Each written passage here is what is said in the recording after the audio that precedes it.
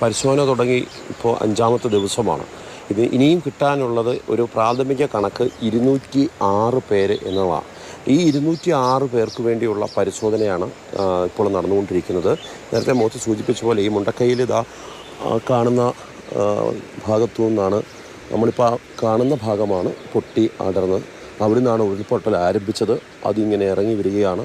അതവിടെ നിന്ന് ഇറങ്ങി താഴേക്ക് പോകുന്നു. 3 കിലോമീറ്ററോളം വലിയ ഉരുളം പാറകളും വൻ തടികളും, അതായത് ഈ പ്രദേശം ഒരു വനപ്രദേശമായി നിൽക്കുന്ന ഭാഗമാണ്. അവിടെ നിന്നുള്ള വൻ വൃക്ഷങ്ങളടക്കമുള്ളവയാണ് താഴേക്ക് ഒഴുകിപ്പോകുന്നത്.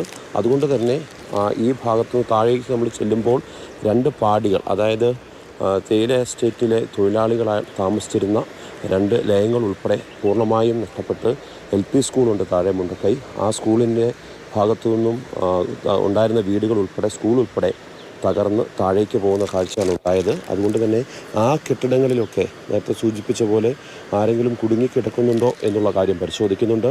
ഒപ്പം തന്നെ മൃതദേഹങ്ങളുടെ അവശിഷ്ടങ്ങളോ അതിനകത്തുണ്ടോ എന്നുള്ള കാര്യം പരിശോധിക്കുന്നു. ഇവയാണ് പ്രധാനമായും ഇന്ന് ചെയ്യുന്നത്. നേരത്തെ നമ്മൾ പറഞ്ഞ പോലെ മനുഷ്യസാധ്യമായിട്ടുള്ള ഒരു പരിശോധന മാത്രമേ ഇപ്പോൾ ഇവിടെ സാധിക്കുന്നുള്ളൂ. ഈ മലയ്ക്ക് മുകളിലേക്ക് കയറുവാൻ വേണ്ടി സാധിക്കില്ല. അതിന് താഴ്വശത്ത് സംഭവിച്ചിട്ടുള്ള ചില വീടുകളൊക്കെ ഭാഗികമായി തകർന്ന വീടുകളൊക്കെ ഉണ്ട്. അവിടെയൊന്നും ആരെയും ഇതുവരെ കണ്ടെത്തിയിട്ടില്ല.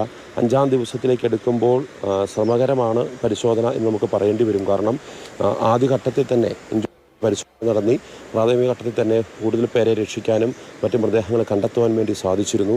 ഇനിയുള്ളത് കുറച്ചുകൂടി ഡീപ്പായിട്ട് പരിശോധിക്കുക എന്നുള്ളതാണ്. അതിനകത്ത് കുടുങ്ങിയിട്ടുണ്ടോ എന്നുള്ള കാര്യങ്ങളൊക്കെ അതിന് പ്രതീക്ഷകൾ.